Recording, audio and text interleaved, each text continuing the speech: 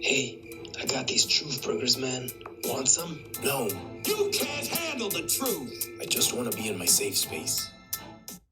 You know, ever since we started this channel and wrapping up our last video, we've been hoping, no praying, to never really make another one. The psychological damage that Netflix Fear Street trilogy, Texas Chainsaw Massacre, and Boba Fett inflicted on our sorry-ass souls is enough to break the heart and mind of even the manliest female today. So we called it a day and hung up our boots, deciding that this just wasn't worth the turmoil, sort of like Tobey Maguire in Spider-Man 2. But then suddenly an epiphany hit us. One late night as me and my half-man, half-monkey brother Ollie gathered around our cracked single mom's TV in the basement and put on Marvel's new hit job, The Eternals, a movie so disastrous and bad that we couldn't possibly live in a planet where we didn't layeth the smack down on it. Layeth the smack it down on your candy ass. And the world became clear again. We found God again.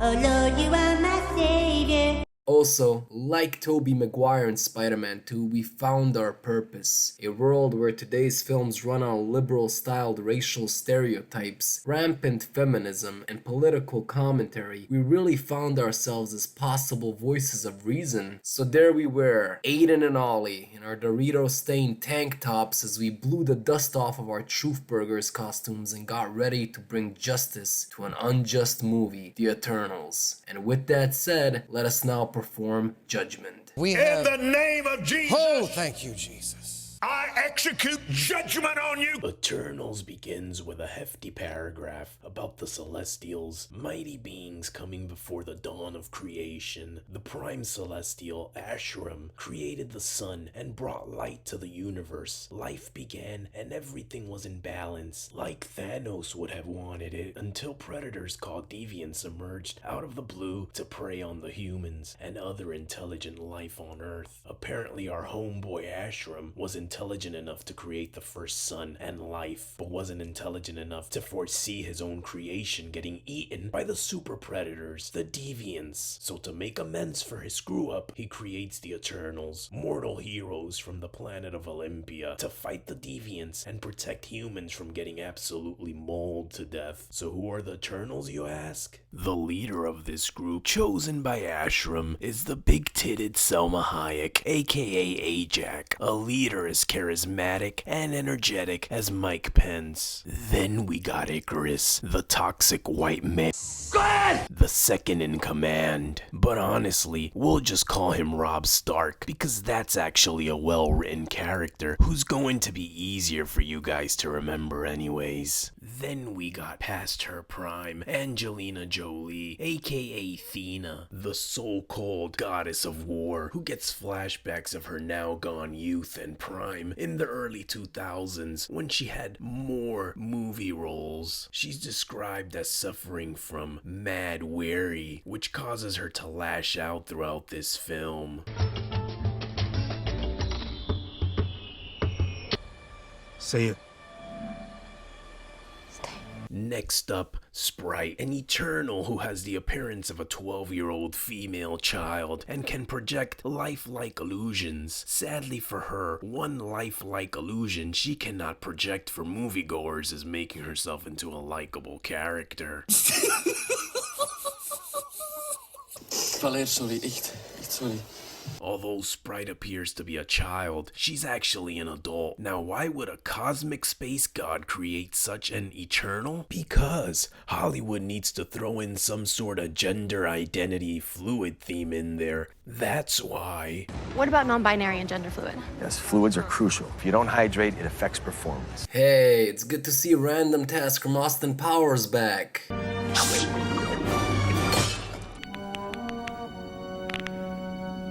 Apparently he has reinvented himself as Gilgamesh. Good casting choice, Marvel. Makari, an Eternal who can move at the speed of sound and is Marvel's first deaf on-screen character. Whatever the case, her using sign language and not saying anything instantly makes her more likable than 100% of her fellow heroes, and that is saying something about the writing of this film.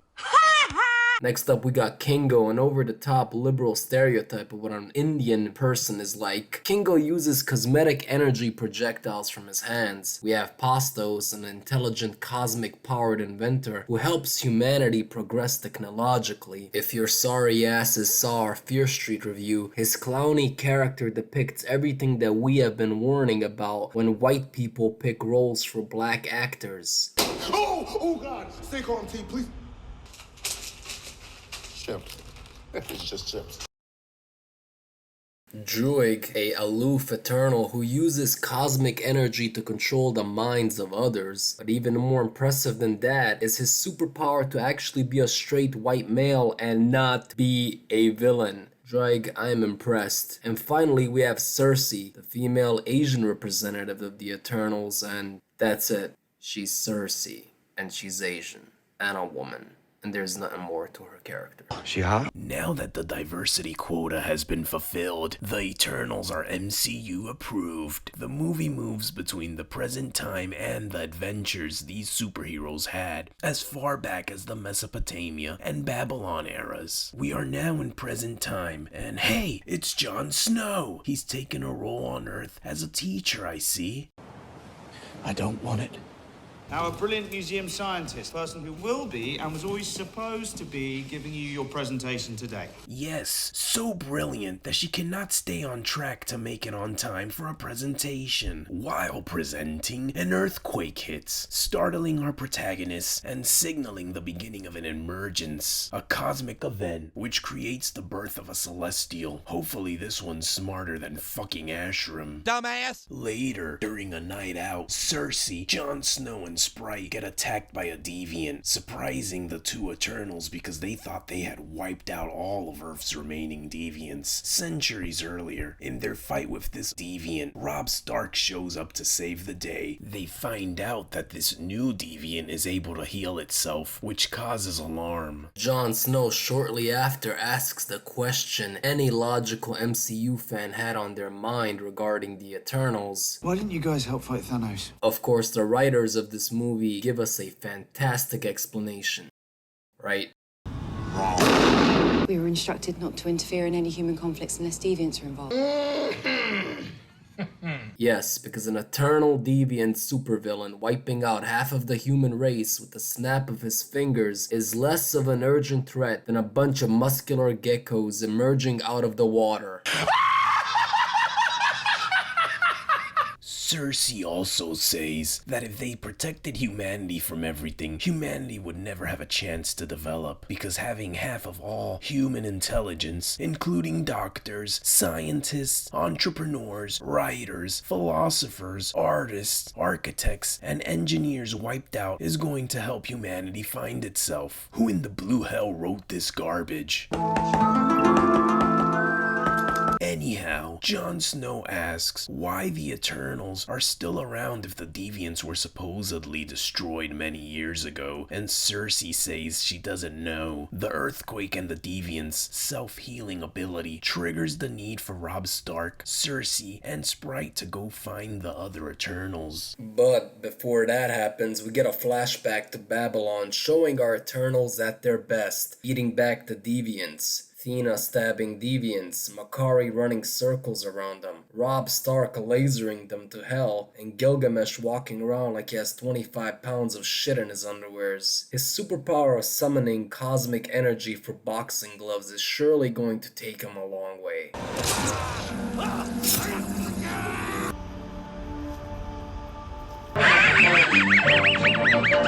By the way, Arishem created this guy to be an Eternal? Really, compared to the rest of the Eternals, this guy is as important as a green light in a GTA game. The fuck kind of Eternal is he? Compared to a flying Robb Stark, the illusionist Sprite, a super speed having Makari, the cosmic artillery of Kingo, and the god of war Athena, this guy should be the one pissed off at Arishem for making him the weakest link. Speaking Speaking of this tool Ashram, we finally get introduced to him when Ajak teleports to see Daddy Ashram, who is revealed as a giant space lighthouse. Ajak makes Ashram aware of the Eternal's success against the Deviants, but voices concern about his grand design, which we later find out is to use the intelligence of the human populace to birth the emergence of a large celestial he had planted into Earth, thus explaining why he sent the Eternals to kill the Deviants, since they were feeding on intelligent life forms, a key ingredient for the birth of a celestial. But to Ashram, it's perfectly fine to be questioned about his plans, and he's like, nah, it'll be a-okay. There's no need to worry about my leading Eternal being sensitive about a genocidal mission, which will wipe out the planet that she obviously cares for. And why in Salma Hayek's sweet, soft bosom would Arishem spoil the beans on this to Hayek? Why in the hell did he not keep this to himself and avoid even the smallest of probabilities of any Eternal stopping the emergence of the Celestial engraved into Earth?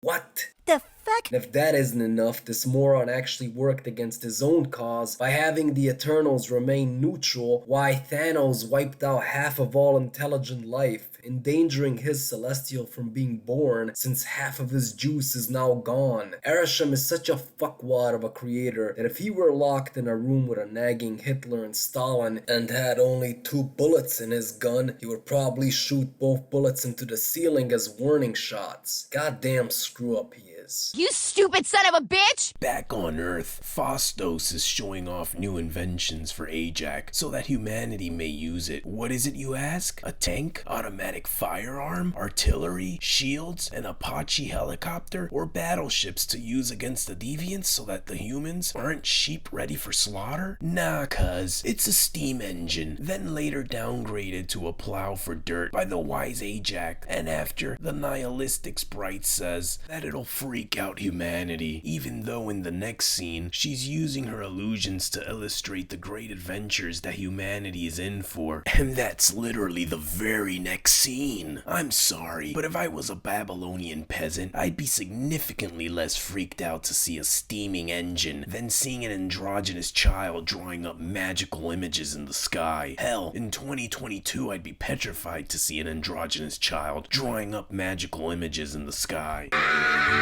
Fast forward to present day and Cersei, Sprite, and Robb Stark head out to find Hayek, who is later found to have been murdered. Sprite points out that a deviant must have killed her and observed her self-healing powers. Cersei is then chosen as the new leader, apparently by Hayek herself before she died. Why is this even in Hayek's hands? Shouldn't Arishem be the one picking the leader, since it is all a mission for him after all? You idiot! Now the story shifts back to ancient Tenochtitlan. In 1521 AD, we see humanity is committing genocide as our Eternals wander around a forest after fighting off some deviants. Here we see Thena going apeshit as she sees flashbacks of her past career in the 2000s. Gilgamesh eventually stops her by hitting the rock bottom, which snaps her back into reality. We also see Druid completely crip walk over Ajax's paper tiger leadership in front of everyone as he freaks out about the genocide taking place in the city. We've trusted you for 7,000 years and look where you gotten us. Druid insists that Ajax isn't helping humans advance by watching them kill each other, which we cannot help but agree with. I mean, when has war and genocide ever helped people advance? War is almost always detrimental to human interests, unless your name is Dick Cheney. So, you all set to go hunting?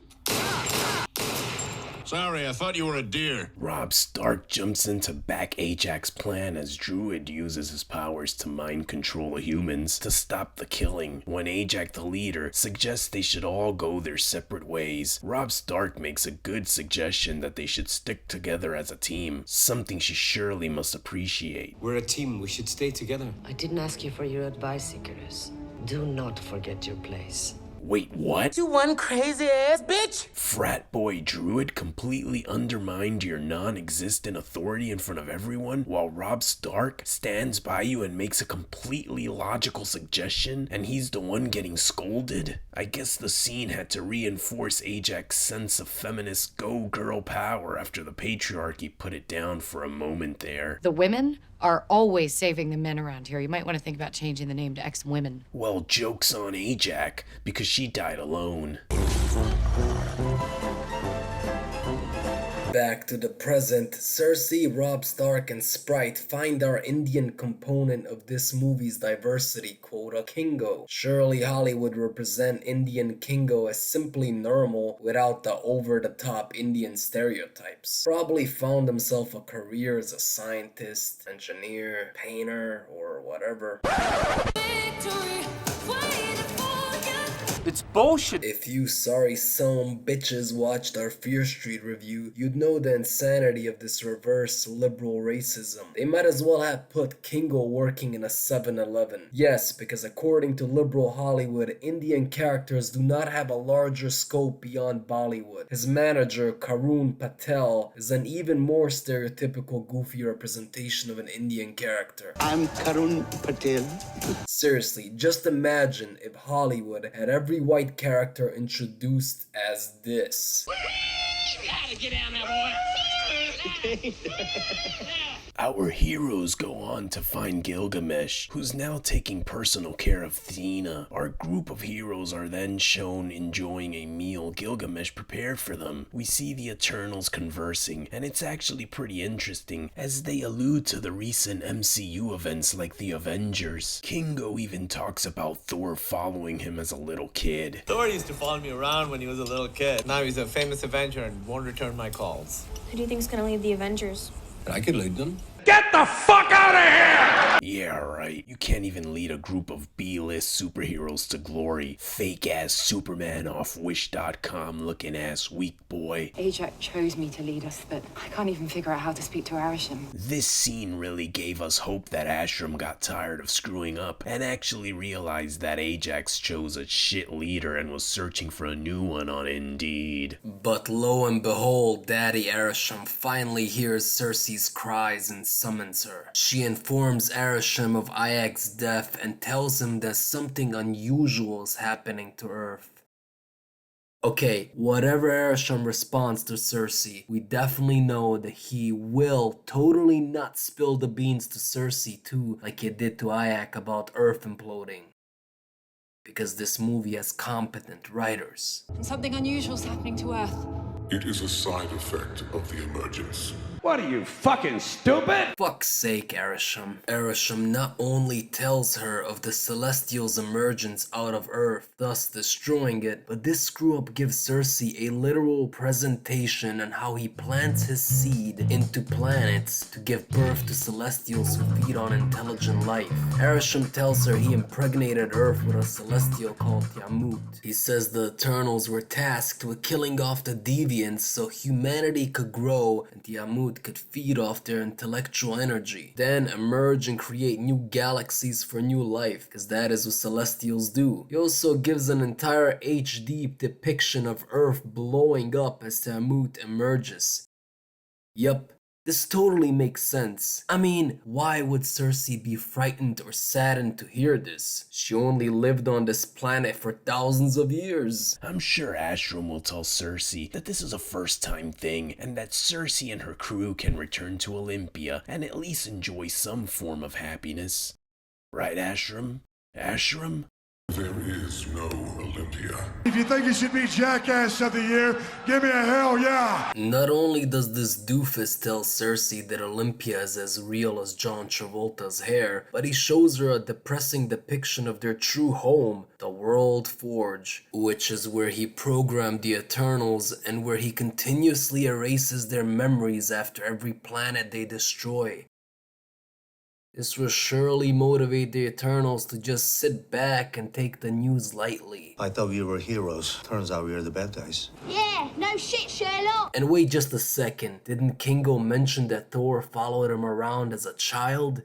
What realm is this? Alfheim? Dornheim? When I first came to Earth, Loki's rage followed me here. How the fuck did Kingo meet him if Thor only arrived on Earth as an adult? It's so complex and cool. Anyways, why in the blue hell would Arisham even want to share this to begin with? Why not just sit back, crack open a 40, and watch the Earth implode instead of risking any Eternals stopping your plan? Why tell Cersei all of this and basically tell her that win or lose, she won't remember any of this? Who the hell gave Arishem this job? This guy doesn't belong in management of the universe. He should be stocking shelves at my local Walmart. Sprite, of course being a smart, strong female, correctly concludes that Athena had sudden spasms because she was the only one to remember past emergences, and that Ashram, of course, screwed up yet another simple task in erasing her memory completely. Wait, but I thought she was flipping out because Angelina Jolie was having flashbacks of her youthful days as a wanted actress and couldn't take it. All this time, Athena was remembering all the other planets we were sent to, and everyone dying during the emergence. Oh. Oh, damn. Now I see it. Now I see it. There has to be a way Tiamat can emerge without destroying the Earth. Yes, definitely. A giant-ass roided megazord the size of Europe emerging out of the Earth's core can definitely happen without destroying the planet. Great suggestion by our brilliant scientist here. Dumbass! Can she grace us with a suggestion on how we can also have a peaceful baptism of a newborn in a lake of lava without hurting it? So they decide to put Tiamat to sleep before emerging and seek out the rest of the Eternals, finding Druid who has moved to the Amazonian jungle and used his mind-controlling powers to start a cult of his own. Good job, Druid. You know who you are. You're Athena, goddess of war. How many fucking times must they give positive affirmation to this woman? The legendary protector of Athens, the goddess of war. You are safe. You are loved. Shut up, bitch. The Eternals are attacked, and Athena knowingly gets her flashbacks in the worst of times. Gilgamesh is killed by a deviant who absorbs his powers. This is Athena's last annoying memory flashback, because apparently the death of Gilgamesh is more of a wake-up call than the genocide of the entire planet. But okay, we really don't know how the writers of this film explain this magical self-cure, but whatever. Nothing makes any sense. Nothing makes any sense. Then they go to find Pastos to join them, who is shown in a flashback standing in the aftermath of the Hiroshima bombing and evidently upset with humanity. At the time he's given up all hope on us. To meet the high diversity quota set by the PR department of this film, this movie makes sure to give us a now gay black man, and they also throw in a gay Arabic guy too. Mister, you better take your gay porn and walk right out of this bar. Anyways, they also get Makari and assemble the Eternals team in full. Now that Marvel's diversity quota has been fulfilled and our heroes are all together, there's nothing they can't do. Phastos works on a Unimind, which pulls the accumulated energy of all Eternals into one Eternal, who will put Tiamat to sleep. Makari finds the place of the emergence with her super speed, and everything goes according to plan until the patriarchy strikes. That was the patriarchy ringing on my parade. That is so lame. The heterosexual cisgender white male that is Robb Stark is revealed as Ajax's killer. It was me all along! Because of his immense loyalty to Arisham's grand plan, Robb Stark prefers to have Tiamat emerge. Our diverse heroes now have to stop the straight white man to save the planet. Damn you, straight white man. Damn you. Damn you all to hell. You are so pathetic! Sprite, always being the pessimistic and disagreeable wreck of course, joins Robb Stark to protect Tiamat. Kingo says, fuck this shit, and decides not to bother fighting Icarus. Cersei is now the leader, and in this scene she really proves her leadership. I can't kill a Celestial. We can't! I'm not even sure why Ajax chose me to lead. As decisive as ever, Bastos then bails everybody out by suggesting to repurpose Cersei's communication sphere with Arishem to create the connection between the Eternals and thus activate the Unimind. Of course, Cersei's leadership consists of just approving other people's ideas. Now that the mission is back on track, our diverse cast is ready to take down Robb Stark, who's surely every bit as deadly as they make him out to be. Even with my help, we're no match. It's Icarus. Look, if I'm gonna get myself killed going up against Icarus, we'll need to have a backup plan. Surely the Eternals got their hands full with him, and Sprite by his side. No, please! Come on, don't do it! No, for God's sake, don't do it!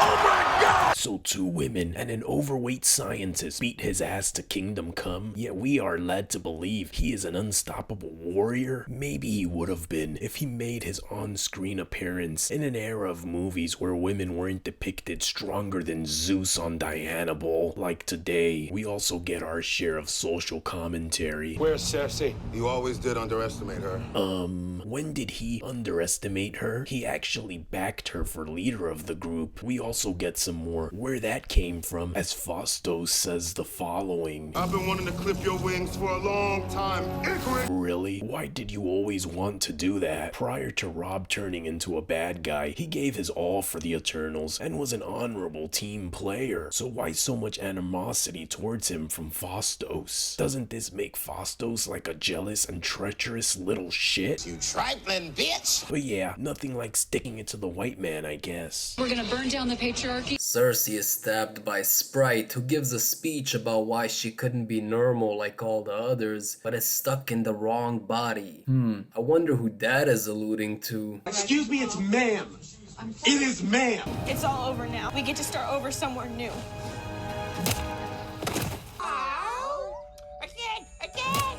Play it once, for all time's sake. You got knocked the fuck out. Rob, after being scolded by Pastos for being the evil white man that he is, breaks free and goes to stop Cersei from using the Unimind to stop the emergence, and suddenly stops himself because he realizes he's a simp for her. All of a sudden, all of the Eternals join hands in the Unimind and help transfer their powers to Cersei, who freezes Tiamut. Robb Stark apologizes for letting his toxic white masculinity get the best of him, and Cersei confronts him, but since 2022 does not take any chances with white men, the writers send him straight into the sun. God, I wish somebody could send me into the sun after watching this shit. Sprite, however, is forgiven despite proving herself to be unstable and attempting to murder Cersei. But I guess she could help meet diversity quotas in the future, so they keep her alive. Plus, Cersei uses the remaining power from the Unimind to transform her into a human, thus completing her gender identity themed storyline. I'm real. I'm a real boy! The ending has Jon Snow bonding with Cersei. I have no more secrets, I promise. Actually, I have one I want to tell you. Yeah, dude, you're a Targaryen and you boned your auntie. Ashram, the doofus, warns the Eternals that a final judgment for killing a Celestial will come, but at the same time accepts sparing humanity. And I will return for judgment. Get the fuck out my face! Wow, what a no-nonsense boss he is. And that's the end. The Eternals, ladies and gentlemen. Well, I'll tell you this much, guys. I sure as shit am glad this poorly written catastrophe has no association with our upcoming favorite hero, Blade's new movie. Sure you're ready for that, Mr. Whitman? Oh, fuck.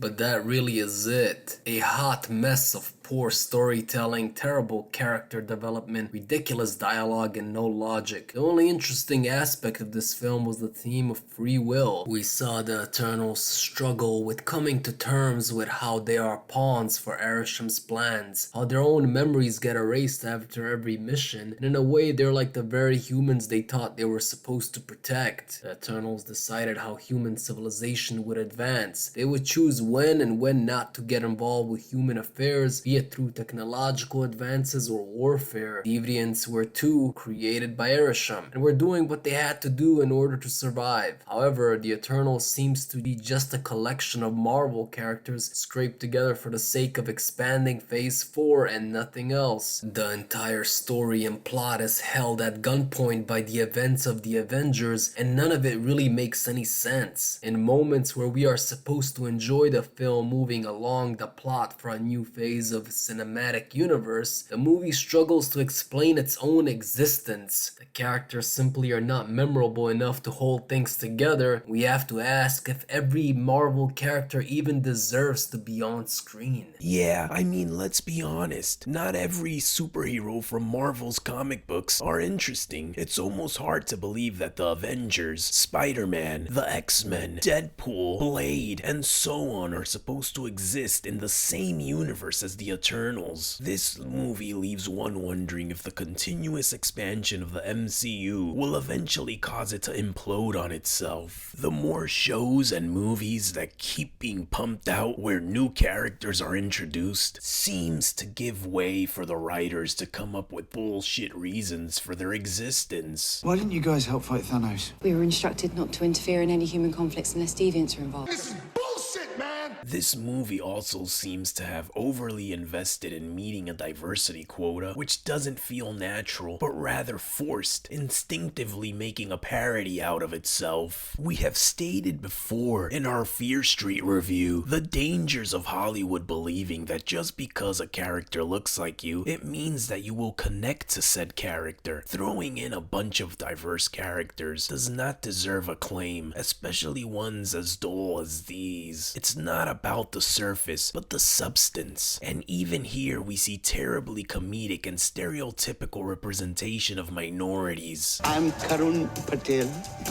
Oh God! Stay calm, team, please. Chips. It's just chips. It's a film which almost laughs at itself. Long gone might be the days of the compelling storytelling and character buildup that we saw, for the most part, throughout the first 3 phases of the MCU. This is a dark chapter in the MCU, and it's arguably the worst film in its universe. And judging on the way trends are going in films, we have not seen the last of it. And if Marvel is willing to sacrifice good storytelling, character development, and compelling dilemmas in order to challenge other studios in who gets to meet more diversity quotas, then may God Almighty help us all. And that's all, folks. We are Aiden and Ollie. And we're our single mom's whole world. And please, stop swiping left on her Tinder profile. Behold, the royal prince, the great adventurer, It doesn't matter what your name is!